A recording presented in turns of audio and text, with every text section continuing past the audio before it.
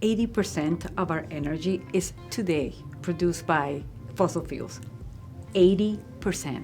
To be very clear, energy transition is about moving us away from that, but that's going to take time.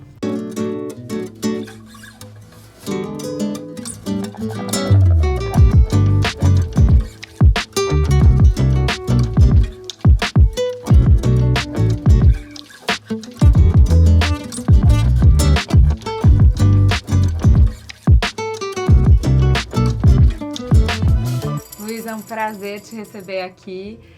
Eu queria começar perguntando sobre a nossa matriz energética. O Brasil está numa posição única no mundo, porque para reduzir as nossas emissões de carbono, a gente não precisa impactar a economia, a gente não precisa reduzir o nível de atividade, porque a maior parte das nossas emissões vem do desmatamento. Como que essa particularidade pode ser uma força, um diferencial para o Brasil no cenário global que está desafiado para fazer uma mudança de matriz energética? Brazil is already an energy powerhouse and, more importantly, a clean energy powerhouse. But Brazil doesn't get the recognition as such in international arena, in part because of the governance surrounding the Amazon. And so, to me, Brazil has a unique opportunity. Once it gets the governance and the protection of its Amazon forest right, I think the recognition of this country as such a clean energy powerhouse is just going to follow suit. Eu consigo ver o Brasil liderando a economia verde, sendo um expoente. A gente está cada vez mais ficando para trás na economia global. Como que a gente pode transformar isso num poder, numa forma do Brasil ser a promessa do país do futuro? So, I think there's many different ways to do that, and I think one of the ways in which you receive the opportunities of the energy transition and the climate economy is to get a lot of this governance right. And part of the getting the governance right is understanding the role that the government has, the role that the private sector has, the role that citizens have in this new agenda. This is an agenda that has the potential to unleash growth, but it's an agenda that requires new ways of doing things, new institutions, new policies.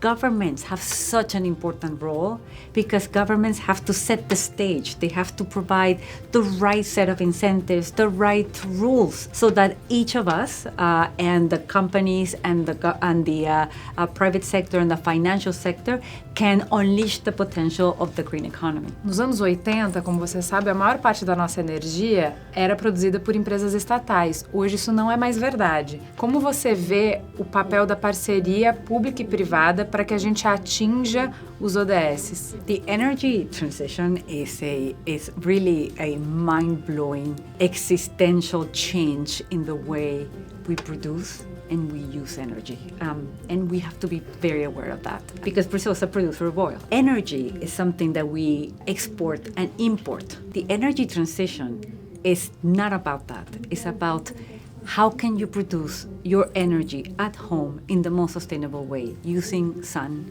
using wind. So it's about deglobalizing energy. So it is about then unleashing your potential. Our governments in emerging markets simply do not have the same kind of money that other governments in advanced economies have. So we have to think about moving away from this idea that the government is the only one that can supply this, or that we have to extract, the way we live is by extracting rents from the mining and oil sector. The energy transition and unleashing the climate economy is about growth, about everyone taking part of that. And so it demands a different way in the way the governments interact in the economy, and the private sector and the society interacts in the production and the use of energy. So let me just tell you something. The International Energy Agency believes that one of the most important parts of how countries in emerging markets like Brazil are going to navigate the energy transition is through energy efficiency. So it's about understanding that the preciousness of energy and the preciousness of our planet. Já que você está falando um pouco de tecnologia, o que você pode nos falar de tecnologias que estão ajudando a tornar essa transição para carbono zero menos dolorosa, com menor impacto na qualidade de vida e nas economias? The energy transition is about use of technology. And there are some things that we already know how to do. We already know, and Brazil is actually also a very important leader on that in Latin America, use of solar and wind. You already have more than 15% of your electricity is now produced by solar and wind, which is amazing. But there are other technologies that are a little bit more difficult because they entail much more important changes in the way we do things. So in the way we drive. Now we're going to use electric vehicles. How do we do that? How do we electrify, our roads? How do we fly? And so we're going to use biofuels. A gente também é bom nisso.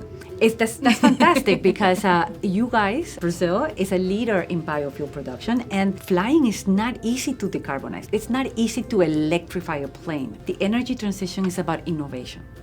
And I think a lot of exciting things are happening in Brazil with innovation in the agricultural space, innovation in mining, in steel. And so to me, I'm very optimistic because I teach at a university, and I see every day students with amazing ideas of how they're going to solve this and how they're going to do something much more sustainable. And so it's a moment of real change and almost a revolution on the way we do things. And so I think it's a fantastic time. Como uma especialista em matriz energética, conta pra gente qual é a sua utopia, porque para a gente fazer todas essas transformações que você fala, requer muito esforço, requer muita energia.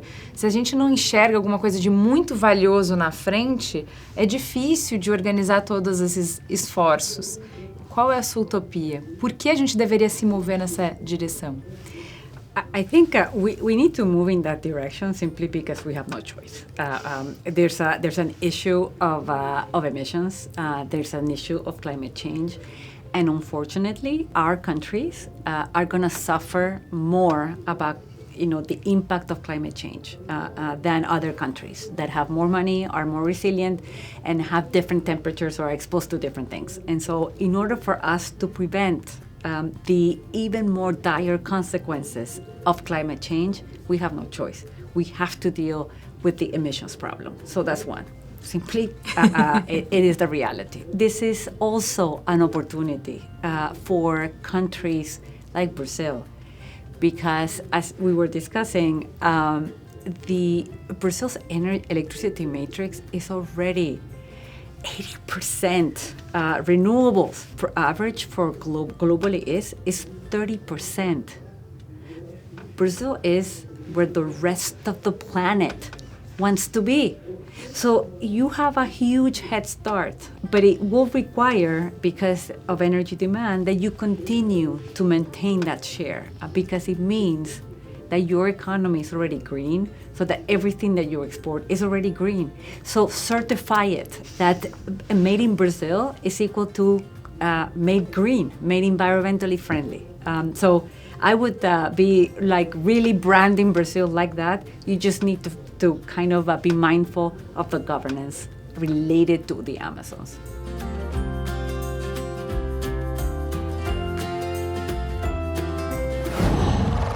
Wow.